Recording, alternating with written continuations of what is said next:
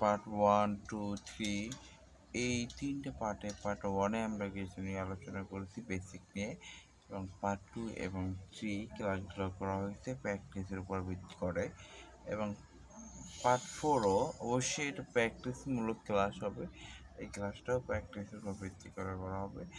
তো আমাদের পার্ট 4-এ আমরা 10 নম্বর অঙ্ক থেকে শুরু করব। তাহলে শুরু করা যাক অঙ্ক নাম্বার 10 থেকে।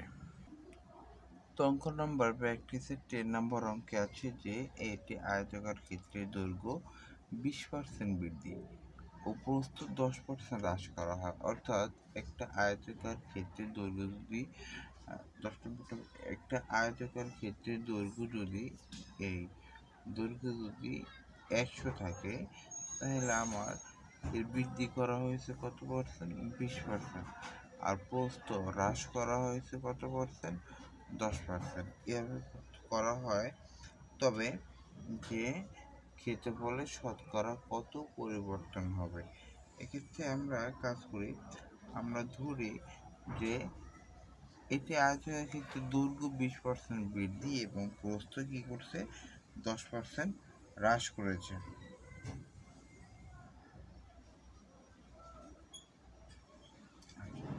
হ্রাস বৃদ্ধি এবং হ্রাস না করে কী হবে? ধরি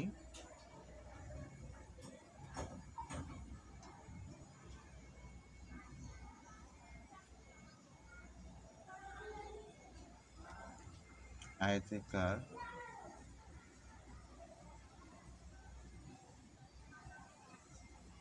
ক্ষেত্রে দৈর্ঘ্য কত?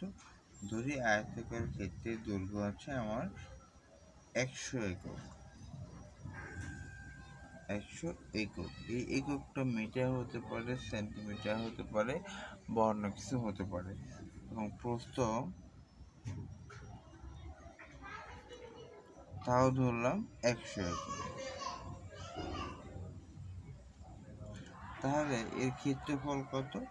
তাহলে ক্ষেত্রফল দাঁড়ায়, ক্ষেত্রফল সমান সমান আমরা জানি দৈর্ঘ্য ইন্টু প্রস্থ, অর্থাৎ 100 ইন্টু 100। তাহলে কত হচ্ছে? 10,000। 10,000 হচ্ছে। তাহলে আমাদের ক্ষেত্রফল হচ্ছে কি 10,000 বর্গ একক। ক্ষেত্রফল হচ্ছে কি 10,000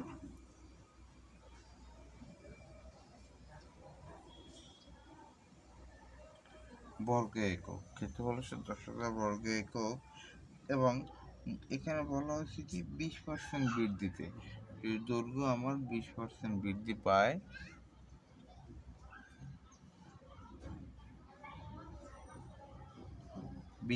20% বৃদ্ধিতে দৈর্ঘ্য। তা আমরা দেখি দৈর্ঘ্য আগে ছিল কত? 100, এখন বৃদ্ধি পেয়েছে কত পার্সেন্ট? 20%। অর্থাৎ 100-তে বৃদ্ধি পেয়েছে কত? 20।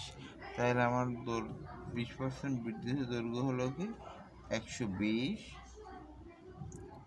একক। আর 10% হ্রাসে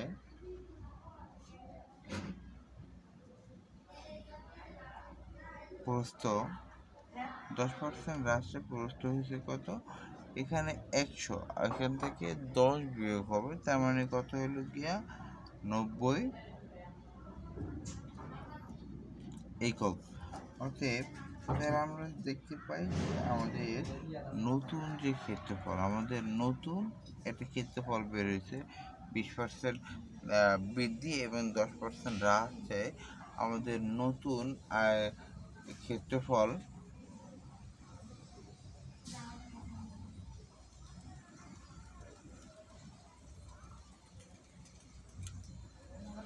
নতুন ক্ষেত্রফল কি? দৈর্ঘ্য ইন্টু প্রস্থ। 9 দুগুণে 18, 9 একে 9 আর 1 10 বর্গ একক।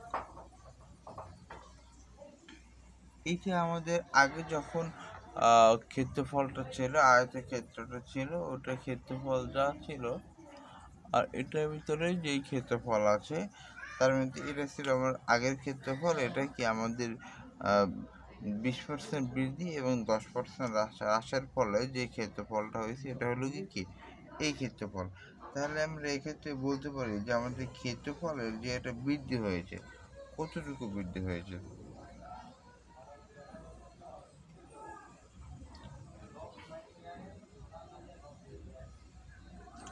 ক্ষেত্রফল বৃদ্ধি, আমরা দেখতে পাচ্ছি যে আমাদের ক্ষেত্রফল বৃদ্ধি হয়েছে। কতটুকু বৃদ্ধি হয়েছে? এটা হলো গিয়া তোমার 10,800 থেকে বিয়োগ হবে কত? 10,000। তার মানে আমি বলতে পারি যে 800। তাহলে আমাদের ক্ষেত্রফল 800 বর্গ একক কি হয়েছে? বৃদ্ধি পেয়েছে। 800 বর্গ একক বৃদ্ধি পেয়েছে। এখন আমার এখানে বলছি কি যে ক্ষেত্রফল শতকরা কত পরিবর্তন হবে? বৃদ্ধি হলো, এখন কত শতকরা কত? এখন দেখো আমার এখানে কত আছে? 10,000 বৃদ্ধি পেয়েছে কত? তাহলে আমি এখানে লিখতে পারি 10,000 বৃদ্ধি পেয়েছে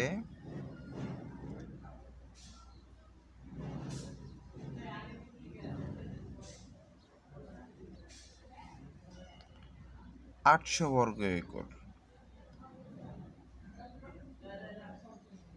একক। তাহলে এক বৃদ্ধি পেয়েছে, একে বৃদ্ধি পেয়েছে কত? 800 বাই 10,000 বর্গ একর। আমাকে বলছে শতকরা, অতএব 100-তে বৃদ্ধি পেয়েছে 800 × 100 10,000। এবার আমি কাটাকাটি করতেছি, তাহলে কত? 8। অতএব আমার শতকরা কত বৃদ্ধি পেয়েছে? 8% বৃদ্ধি পেয়েছে। এটাই হলো গিয়া আমার এই অঙ্কটা, এটাই হলো গিয়ে আমার এই অঙ্কটার মৌলিক সমাধান। কিন্তু আমরা যদি এটা অন্য অন্য ক্ষেত্রে করতে চাই, সেক্ষেত্রে আমাদের এটা আরও একটু আছে, সেটা হলো গিয়া দুই বৃদ্ধি বা হ্রাস এ এবং বি, বৃদ্ধি বা হ্রাস এ প্লাস বি ইন্টু, এই অঙ্কটার রেজাল্টকে যদি আমরা বের করতে চাই তাহলে এক্ষেত্রে আমাদের একটা শর্টকাট নিয়ম আছে, সেটা হলো পরিবর্তন দ্বয়, অর্থাৎ বৃদ্ধি এবং হ্রাস। অর্থাৎ বৃদ্ধিকে যদি তাহলে এ প্লাস এবি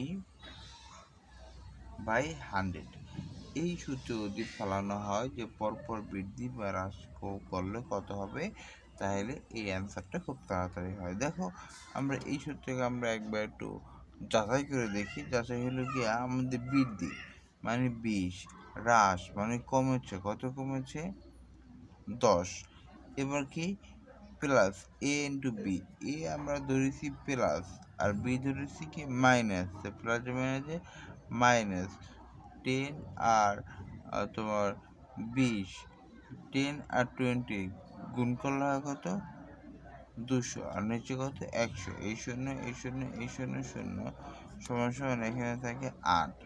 অর্থাৎ শর্ট কোশ্চেনের জন্য যে কোনো দুইবার বৃদ্ধি বা হ্রাসের ক্ষেত্রে আমরা এই সূত্রটা ইউজ করতে পারি, A plus B plus AB by 100, A plus B AB by 100। এখানে বৃদ্ধির জন্য একে ধরা হয়েছে প্লাস 20 আর হ্রাসের জন্য বিকে ধরা হয়েছে -10, বিকে ধরা হয়েছে -10। এভাবে করেও আমরা এই অঙ্কটার কাঙ্ক্ষিত উত্তর পেতে পারি। আমরা এবার যাব, যারা অঙ্কটা এখনো তুলতে পারোনি তারা স্ক্রিনশট নিয়ে নাও। আর এরপরে আমরা যাব 11 নম্বর অঙ্কে। আমরা শুরু করছি 11 নম্বর অঙ্ক। আমাকে 11 নম্বর অঙ্ক যেটা বলছে সেটা হচ্ছে একটি 1,000 টাকার বিলের উপর কত? একটি 10,000 টাকার বিলের উপর এককালীন 40% কমেছে। এককালীন কত পার্সেন্ট কমেছে? 40% কমেছে এবং পরপর 36 ও 4% কমতির পার্থক্য নির্ণয় করা। অর্থাৎ এককালীন একসাথে 40% কমলে বেশি কমবে নাকি প্রথম 36% পরে আবার 4% কমালে বেশি কমবে এবং সেটা কতটুকু কমবে বা কতটুকু বাড়বে এর উপর ভিত্তি করে এই অঙ্কটা। তা আমার দেখো 11 নম্বর অঙ্কটা, আমাদের টাকা আছে কত? আমাদের টাকা আছে 10,000 টাকা। আমার কত টাকা আছে? 10,000 টাকা। তাহলে 10,000 টাকার প্রথম যেটা কমলো সেটা কত পার্সেন্ট? 40%। আর 10,000 টাকার 40% মানে কত? দেখো এই 10,000 ইন্টু 40/100, তাহলে এই শূন্য এই শূন্য এই শূন্য এই শূন্য, তাহলে কত? 4,000 টাকা। 10,000 টাকার 40% কত টাকা? 4,000 টাকা। অর্থাৎ 10,000 টাকায় যদি আমার 40% কমে তাহলে আমার কত টাকা কমবে? 4,000 টাকা কমবে। এবার এই 4,000 টাকা কমবে যে আমি একসাথে 40% কমাই। এবার যদি ভিন্ন ভিন্নভাবে 40% কমাই তাহলে কি হয়? ধরুন 10,000 টাকায় আমি প্রথম কমাইলাম কত পার্সেন্ট? 36%। তার 10,000 এর 36% হলো গিয়ে কত?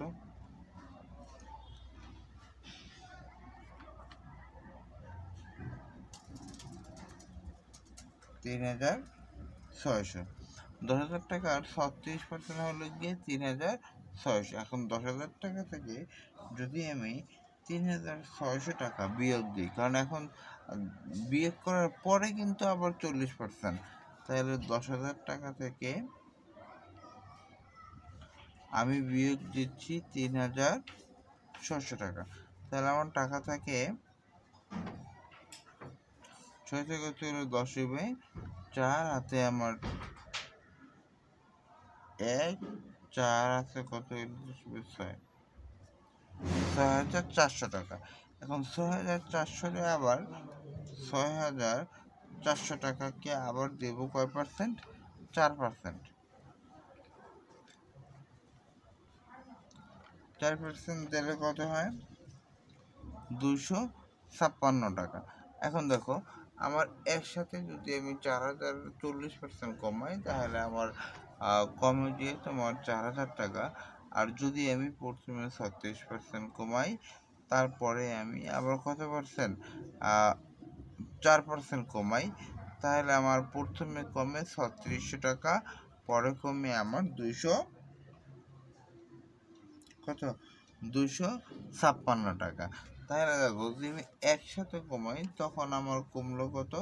তখন আমার কমলো 4,000 টাকা। তখন আমার কমলো কত?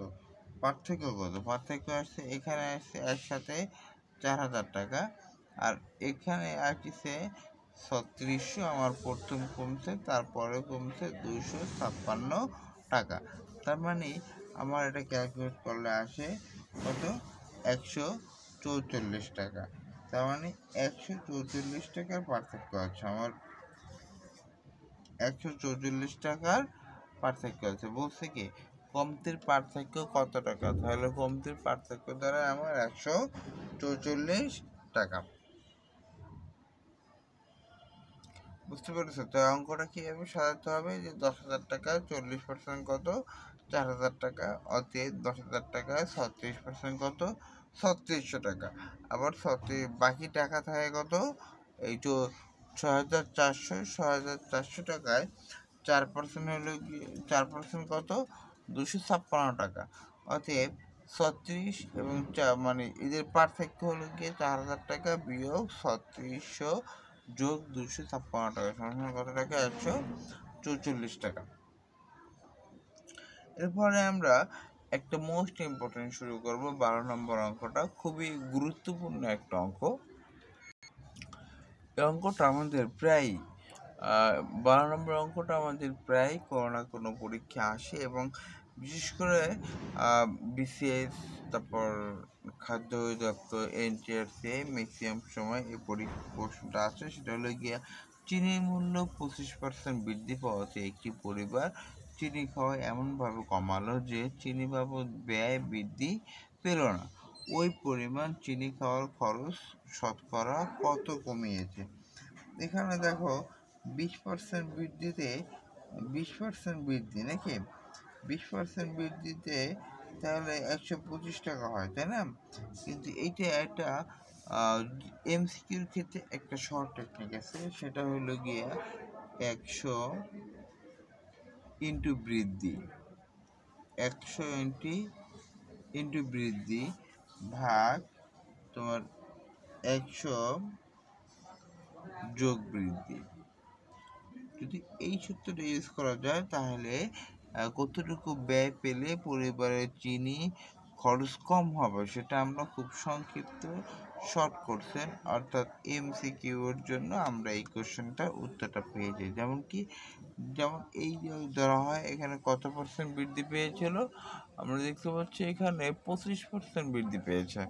তাহলে 25% বৃদ্ধি পাওয়ার জন্য তাহলে হচ্ছে আমার 100 গুণ 25 আর নিচে হচ্ছে 100 যোগ 25,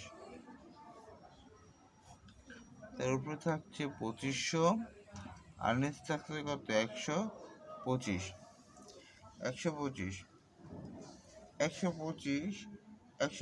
দ্বিগুণে কত 250 আর এই 0 0, তার মানে কত 20%।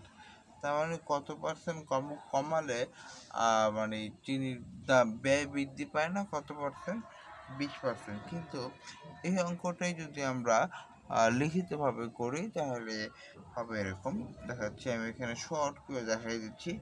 সেটা হলো 25% বৃদ্ধিতে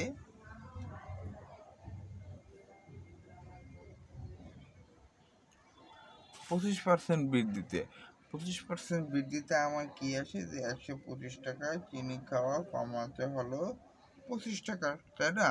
25% বৃদ্ধিতে কত 125 টাকায় চিনি খাওয়া কমাতে হলো কয় টাকার 25 টাকা। তাহলে 1 টাকা কমাতে হলো কত 25/125 টাকা। তাহলে 100 টাকায় চিনি খাওয়া কমাতে হলো কত 25 ইন্টু 100/125, 5 × 125 5 করি 100, 20%। এইভাবে করে আমরা এটাকে ঐকিক নিয়মে করতে পারি, কিন্তু এটা ম্যাক্সিমাম ক্ষেত্রে MCQর ক্ষেত্রে আসে, সেই হিসাবে আমরা এই শর্ট টেকনিকটাও ইউজ করতে পারি। এবার আমরা যাব 13 নম্বর অঙ্করে। 13 নম্বর অঙ্কটা হলো গিয়ে চালের মূল্য 20% কমে যাওয়ায়, কত পার্সেন্ট 20% কমে যাওয়ায় 6000 টাকায় পূর্বাপেক্ষা 1 কুইন্টাল চাল বেশি পাওয়া যায়। 1 কুইন্টাল চাল কি পাওয়া যায় বেশি পাওয়া যায়। তাহলে 1 কুইন্টাল চালের বর্তমান মূল্য কত 6000 টাকায়, তাহলে কত টাকা বৃদ্ধি পেয়েছে 6000 টাকায় পূর্বাপেক্ষা 6000 টাকায় 20% চাল কমে গিয়েছে, তাই না?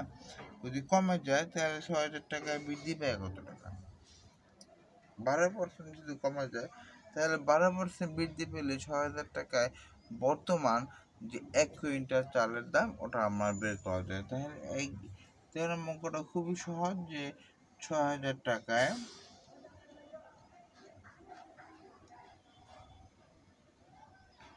6000 টাকায় বৃদ্ধি পায়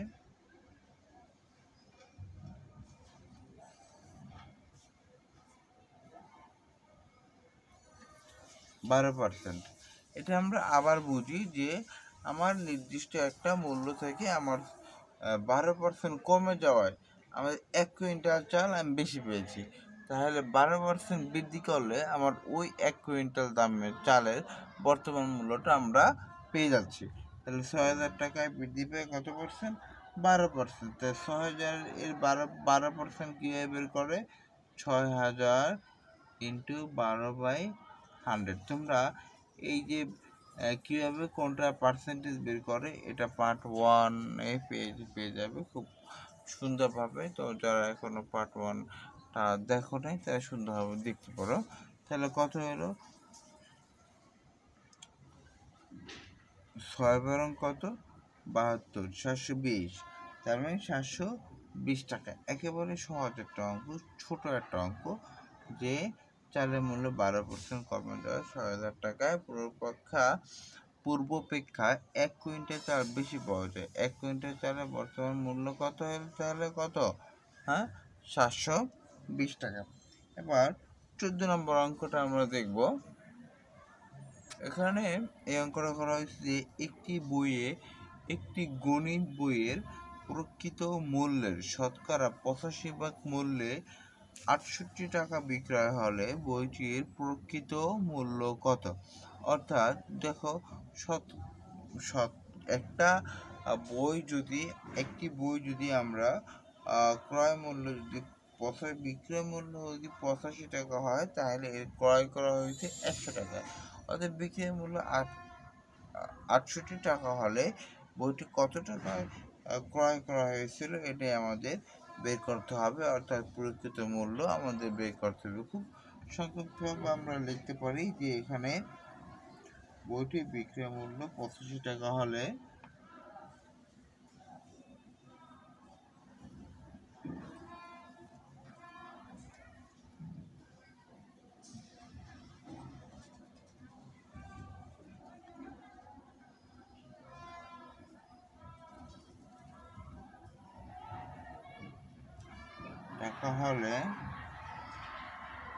ক্রয়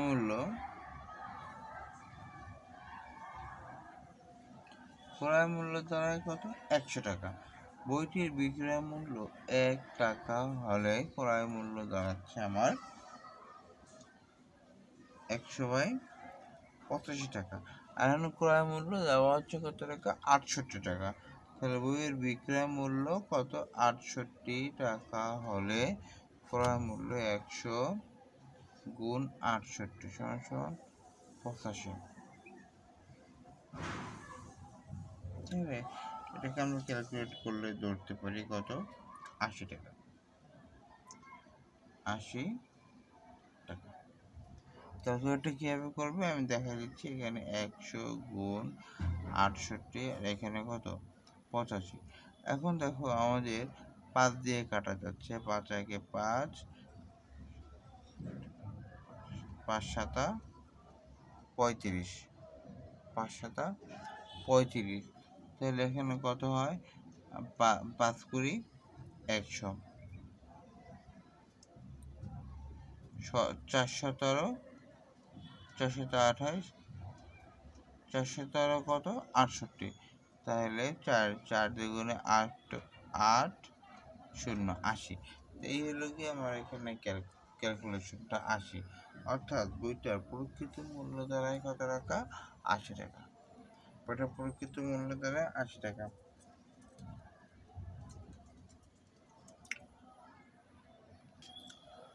আমরা আমাদের পরবর্তী অঙ্ক করব, পরবর্তী এপিসোডে করব। আপনাদের সকলকে শতকরা পার্ট 4 দেখার আমন্ত্রণ জানিয়ে পার্ট 3 এখানে শেষ করছি। আর যারা এখনও পার্ট 1 শতকরার বেসিক জিনিসগুলো জানেন না, পার্ট 1, পার্ট 2 এবং পার্ট 3, তাদেরকে পার্ট 1, পার্ট 2 এবং পার্ট 3 দেখার জন্য আমন্ত্রণ জানাচ্ছি এবং এদের লিঙ্ক আমাদের ডিসক্রিপশন বক্সে দেওয়া আছে। প্রত্যেকটা ভিডিও আপনার ইচ্ছা করলে দেখে আসতে পারেন।